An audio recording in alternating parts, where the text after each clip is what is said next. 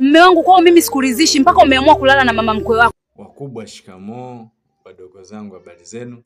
Kwa majina anaitwa Evodius. Bila shaka umeshakutana na content za namna hii. Mimi ndo mtengenezaji na of course mimi napenda sana mambo kama haya na nashukuru sana kwa kunisupport.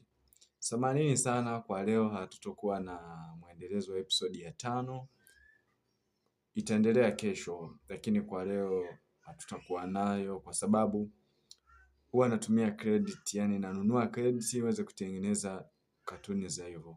Kwa hiyo kwa sasa nimeishiwa na nategemea kulipa kesho. So naomba mnisubiri sana. Kwa wale mnaonisupport asanteni sana. Kwa wale ambao mnaona haifai, sawa, huwezi kumlazimisha mtu kufanya kila asichotaka au kupenda asichokipenda. Asanteni sana, shukuru.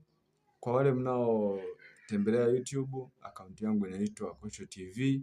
Kwa wale mnaozitazama mkiwa Facebook, account yangu inaitwa Kosho Comedy. Lakini kwa wale wa TikTok inaitwa Evod Comedy. Nashukuruni, asanteni kwa mnaonisupport. Msisahau kulike, kushare na kucomment. Asante.